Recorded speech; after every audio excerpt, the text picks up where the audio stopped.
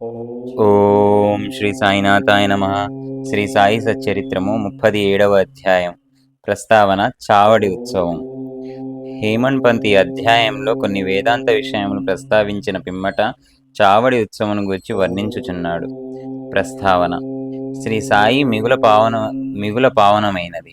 వారి నిత్యకృత్యములు ధన్యములు. వారి పద్ధతులు చర్యలు వర్ణింపనలవి కానివి. కొన్ని సమయములందు వారు బ్రహ్మానందంతో మైమరిచెడివారు. మరికొన్ని సమయములందు ఆత్మజ్ఞానంతో తృప్తి చెందెడివారు. ఒక్కొక్కప్పుడు అన్ని పనులను నెరవేర్చుచు ఎట్టి సంబంధము లేనట్లుండెడివారు. ఒక్కొక్కప్పుడేమో ఏమీయూ చేయనట్లు కనిపించినప్పటికీ వారు సోమరి కాని నిద్రితులు గాని కనిపించెడివారు కారు. వారు ఎల్లప్పుడూ ఆత్మానుసంధానం చేసేడివారు. వారు సముద్రం వలె శాంతముగా తొణకగా ఉండినట్లు కనిపించుచ వారి గంభీర్యము లోతు కనుగొనరానిది. వర్ణనాతీతమైన వారి నైజం వర్ణింపగలవారెవ్వరు. పురుషులను అన్నదమ్ముల వలె, స్త్రీలను అక్కచెల్లెల వలె చూసుకునేవాడు. వారి శాశ్వత స్థలిత బ్రహ్మచర్యం అందరిగనిది. వారి సాంగత్యమున మన కలిగిన జ్ఞానం మనం మరణించే వరకు నిలుచుగాక. ఎల్లప్పుడూ హృదయపూర్వకముగా భక్తితో వారి పాదములకు సేవ చేసేదముగాక. వారిని సకల జీవకోటి యందు చూచెదముగాక. వారి నామము నెల్లప్పుడూ ప్రేమించెదముగాక.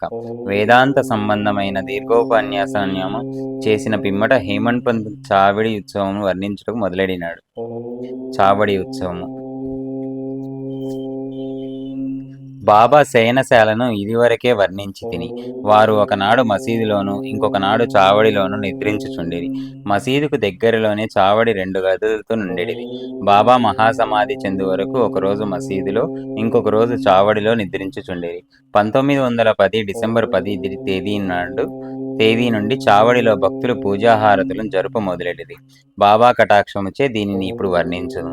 చావడిలో నిద్రించు సమయం రాగా భక్తులు మసీదులో గుమిగూడి కొంతసేపు మండపంలో భజన చేసేడివారు.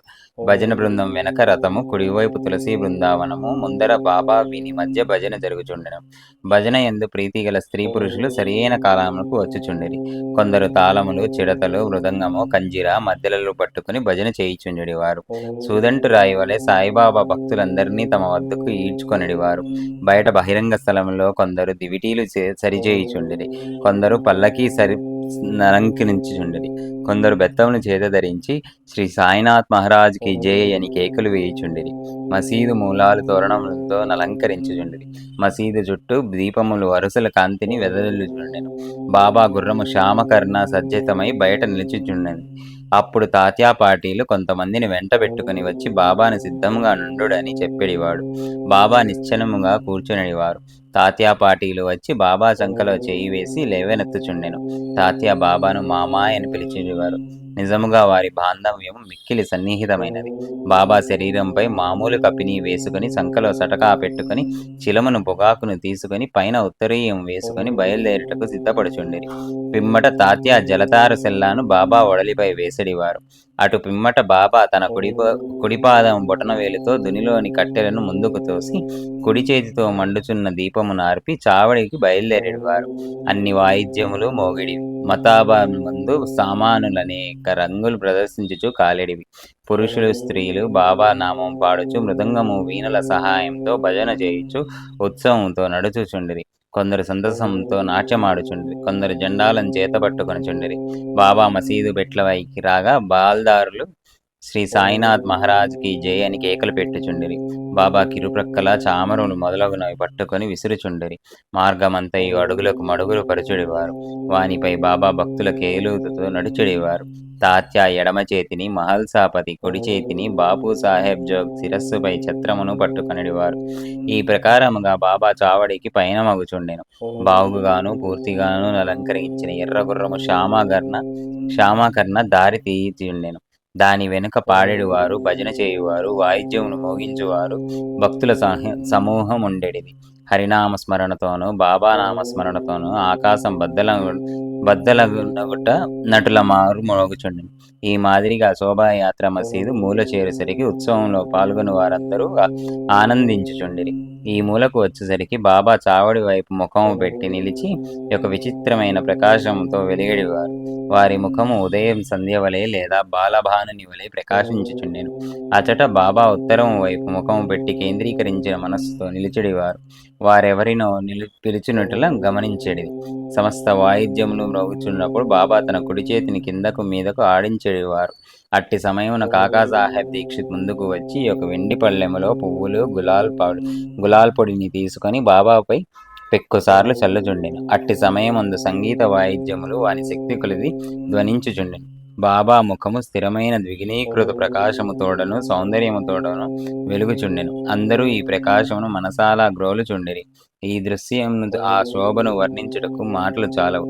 ఒక్కొక్కప్పుడు ఆనందమును భరించలేక మహల్సాపతి దేవత యావసించిన వాని వలె నృత్యము చేయువాడు. కాని బాబా యొక్క ధ్యానమీమాత్రము చెదరకయుండెడిది. చేతిలో లాంతరు పట్టుకొని తాత్యాపాటీలు బాబా ఎడమ పక్క నడుచుండెను. భక్త మహల్సాపతి కుడివైపు నడుచుచు బాబా సెల్లాయించుచు పట్టుకొనిడివాడు. ఈ ఉత్సవం ఎంతో రమణీయంగా ఉండేది. వారి భక్తి చెప్పనలవి కానిది. ఈ పల్లకీ ఉత్సవమును చూచుటకు పురుషులు, స్త్రీలు, ధనికులు, పేదవారు కుమిగూడుచుండిరి. బాబా నెమ్మదిగా నడుచుచుండెను. భక్తి ప్రేమలతో భక్త మండలి బాబా కిరువైపులా నడుచుచుండివారు. వాతావరణమంతయు ఆనందపూర్ణమై ఉండగా శోభాయాత్ర చావడి చేరుచుండెను. ఆ దృశ్యము, ఆ కాలము గడిచిపోయినవి. ప్రస్తుతము గాని ఇక ముందు కాని ఈ దృశ్యమును కనలేము. అయినను ఈ దృశ్యమును జ్ఞప్తికి తెచ్చుకొని భావన చేసినచో మనస్సుకు శాంతి, తృప్తి కలుగును. చావడిని బాగుగా అలంకరించినది. దానిని తెల్లని పైకప్పుతో, నిలువటద్దములతోనూ, అనేక రంగుల దీపముతోనూ, వేలాడగట్టిన గాజుల బొడ్డిలతోనూ అలంకరించుచుండిరి. చావడి చేరగానే తాత్యా ముందు ప్రవేశించి ఒక ఆసనము వేసి బాలీసు నుంచి బాబాను కూర్చుండబెట్టి మంచి ఎంగరక తొడిగించిన పిమ్మట భక్తులు బాబాని 1000 విధముల పూజించుచుండిరి. బాబా తలపై తురాయి కిరీటమును పెట్టి పువ్వుల మాలలు వేసి మెడలో నగలు వేయుచుండిరి. ముఖమునకు కస్తూరి నామమును మధ్యను బొట్టును పెట్టి మనస్ఫూర్తిగా బాబా వైపు హృదయానందకరముగా చూచెడివారు. తలపై కిరీటం అప్పుడప్పుడు తీయుచుండెడివారు. లేనిచో బాబా దానిని విసిరివేయుచునని వారి భయం. బాబా భక్తుల అంతరంగమును గ్రహించి వారి కోరికలను లొంగెడివారు. వారు చేయుదానికి అభ్యంతర పెట్టువారు కారు. ఈ అలంకారంతో బాబా మిక్కిలి సుందరముగా కనిపించుచుండిరి. నానాసాహెబ్ నిమోన్కర్ గిర్రున తిరుగు కుచ్చుల చిత్రమును పట్టుకొనుచుండెను. బాపూసాహెబ్ జోగి ఒక వెండి పళ్ళెములో బాబా పాదములు కడిగి అర్ఘ్యపాదమునర్పించి చేతులకు గంధము పూసి తాంబూలమునిచ్చుచుండెను. బాబా గద్దెపై కూర్చొని ఉండగా తాత్యా మొదలగు భక్తులు వారి పాదములను నమస్కరించుచుండిరి. బాలీసుపై ఆనుకొని బాబా కూర్చొని ఉండగా భక్తులు ఇరువైపుల చామరలతోనూ విసనకర్రలతోనూ విసురుచుండిరి. అప్పుడు శ్యామ చిలుమును తయారు చేసి తాత్యాకి ఇవ్వగా నతడొక పీల్చి బాబాకిచ్చుచుండెను. బాబా పీల్చిన పిమ్మట భక్త మహల్సాకిచ్చెడివారు. తదుపరి ఇతరులకు లభించుచుండెను. జడమగు చిలుము ధన్యమైనది. మొట్టమొదట అది అనేక పరీక్షల కాగవలసి వచ్చెను. కుమ్మరుడు దానిని త్రొక్కుట, ఎండలో ఆరబెట్టుట, నిప్పులో కాల్చుట వంటివి వహించి తుదకు అది బాబా ముద్దుకు హస్తస్పర్శకు నోచుకున్నది. ఆ ఉత్సవం పూర్తి అయిన పిమ్మట భక్తులు పూలదండలను బాబా మెడలో వేసిడివారు. వాసన చూచుటకు పువ్వుల గుత్తులను చేతికిచ్చువారు. బాబా నిర్వ్యామోహమును, అభిమాన రాహిత్యములను అవతారమగుట చేత ఆ అలంకరణను గాని మర్యాదలను గాని లెక్కపెట్టువారు కారు. భక్తులందు గల అనురాగముచే వారు సంతుష్టి కొరకు వారి ఇష్టానుసారం చేయుటకు ఒప్పుకొనుచుండిరి. ఆఖరికి బాబూ సాహెబ్ జోగ్ సర్వలాంఛనములతో హారతినిచ్చువాడు. హారతి సమయమున బాజాభజంత్రి మేళతాళములు స్వేచ్ఛగా వాయించువారు. హారతి ముగిసిన పిమ్మట భక్తులు ఆశీర్వాదమును పొంది బాబాకు నమస్కరించి ఒకరి తరువాత నొకరు తమ తమ ఇండ్లకు పోవుచుండిరి. చిలుము, అత్తరు, పన్నీరు సమర్పించిన పిమ్మట తాత్యా ఇంటికి పోవుటకు లేవగా బాబా ప్రేమతో అతనితో ఇట్లనెను: నన్ను కాపాడము, నీకిష్టమున్నచో వెళ్ళుము, కాని రాత్రి ఒకసారి వచ్చి నా గూర్చి కనుకొనుచుండుము. అట్లనే చేయుదుననుచు తాత్యా చావడి విడిచి గృహమునకు పోవుచుండెను. బాబా తన పరుపును తానే అమర్చుకొనువారు. 50, 60 దుప్పట్లను ఒకదానిపై ఇంకొకటి వేసి దానిపై నిద్రించువారు.